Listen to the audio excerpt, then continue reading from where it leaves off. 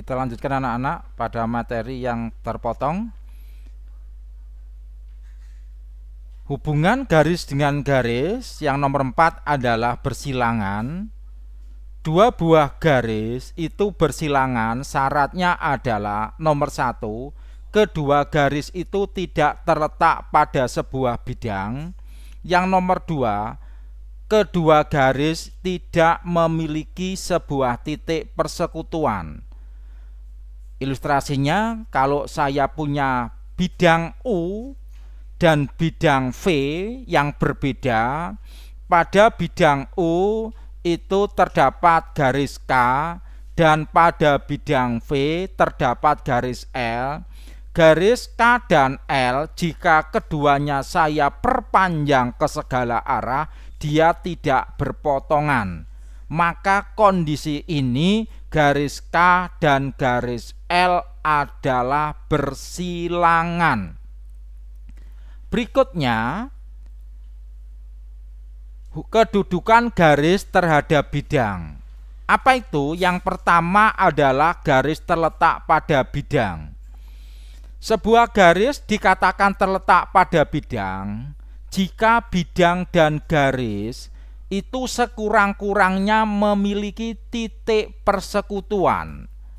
Ambil contoh, saya punya bidang V, kemudian saya punya titik A pada bidang V, saya punya titik B juga pada bidang V.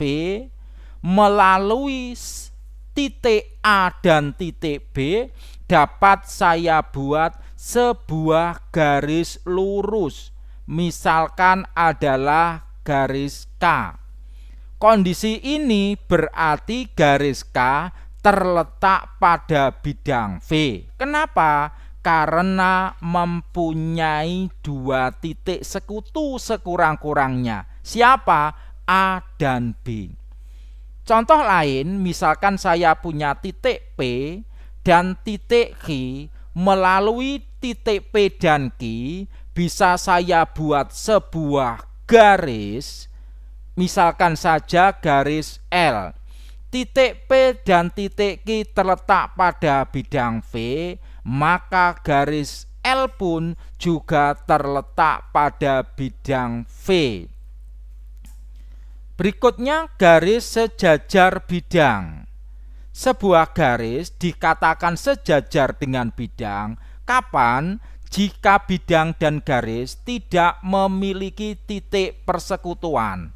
Contoh, saya punya bidang V dan garis K, K-nya itu tidak memotong bidang V.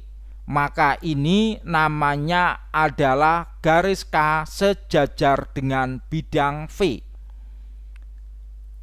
Kenapa? Jika saya ambil dua titik, kemudian saya buat garis lurus, maka garis yang melalui dua titik ini tidak akan berpotongan dengan garis K, gitu. Berikutnya, garis memotong atau menembus bidang. Sebuah garis dikatakan memotong atau menembus bidang kapan? Jika keduanya itu memiliki titik persekutuan. Sekarang contohnya, kalau saya punya bidang V dan garis K itu memotong bidang V, maka punya titik persekutuan atau titik potong. Namanya misalkan di sini adalah titik A misalkan. Nah, dari sini jika di titik potong ini saya buat garis yang garis L tegak lurus dengan K, maka semua garis yang melalui titik potong itu pasti tegak lurus dengan garis K. Kalau L tegak lurus dengan K melalui titik potong, garis M pun juga akan tegak lurus dengan K, itu yang melalui titik potongnya. Berikutnya, kedudukan bidang terhadap bidang sekarang. Apa itu? Berimpit. Semua titik pada bidang itu juga terletak pada bidang V atau sebaliknya, gitu ya.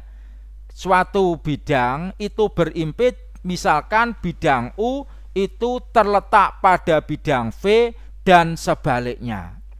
Sekarang contoh, saya punya bidang U ya, kemudian bidang V itu dia adalah berimpit, maka dikatakan bidang U sama dengan bidang V, berimpit.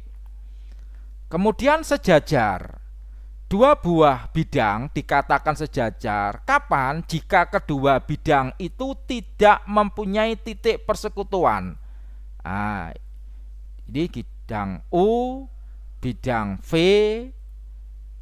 itu sejajar, berpotongan. Kemudian dua buah bidang dikatakan berpotongan kapan? Jika kedua bidang itu punya punya garis persekutuan.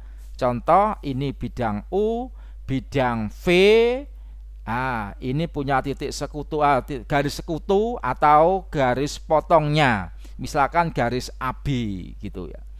Sekarang contoh, misalkan ada kubus ABCDFGH seperti itu, pertanyaannya tentukan kedudukan titik A terhadap titik B. Sekarang dilihat, titik A dan terhadap titik B apa? Ya, dia adalah terpisah. Kemudian nomor 2, kedudukan titik A terhadap garis AB. A terhadap garis AB dilihat, apa itu? A terletak pada garis AB.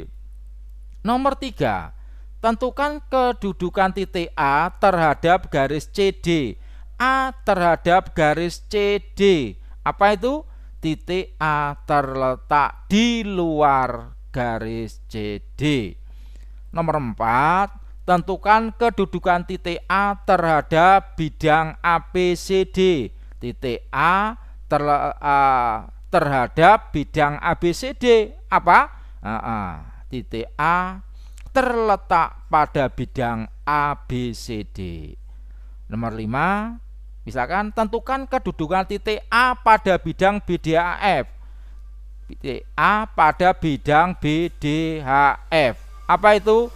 Titik A terletak di luar BDHF. Nomor 6, tentukan kedudukan garis AB terhadap garis AE. AB terhadap AE, kondisinya sejajar. AB dengan AE apa? Oh, berpotongan ya. Sorry, ini tadi F bukan E ya. Berarti AB dengan AE adalah berpotongan. Nomor 7, tentukan kedudukan garis terhadap AB terhadap EF. Apa? Ya, sejajar dia. Kemudian nomor 8, kedudukan garis AB dengan DH. AB dengan DH. AB terletak pada bidang apa ini? ABCD atau ABFE. DH terletak pada bidang CDHG atau DHEA. Nah, dia AB dan DH tidak terletak pada satu bidang, maka namanya bersilangan. Nomor 9, tentukan kedudukan AB terhadap ABCD. Jelas apa? AB terletak pada bidang ABCD. Nomor 10, kedudukan AB pada EFGH. Jelas, AB sejajar. Nomor 11, tentukan kedudukan AB terhadap BDGF. AB terhadap BCGF. Jelas apa? Berpotongan atau memotong. Di mana titik potongnya? Di titik B. Nah, ini adalah contoh-contoh, bisa kalian mencari contoh sendiri untuk mencobanya. Terima kasih. Assalamualaikum warahmatullahi wabarakatuh.